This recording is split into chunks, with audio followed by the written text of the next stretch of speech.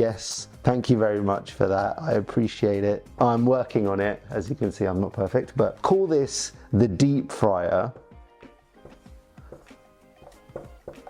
And I'm frying some fries. That is really what I'm going to call your high risk investments. Right? Now, the difference between the two, the air fryer gives you that kind of healthy, but it's stable, low returning, you know, low volatility, doesn't really go up and down much type of investments. You're really not going to set the world alight with them. It's a safe place to kind of park your money. Whereas the deep fryer, those lovely fries that you want to eat, lots of grease, lots of oil, really yummy, but unfortunately very bad for you. Obviously not very healthy, tend to be much higher return, higher volatility. And so whilst they may go up and down a lot, actually, you know, you could really benefit from huge gains, but you know, much more risky. And if I think about the types of investments you may get in the air fryer, you have things like bonds, cash, you might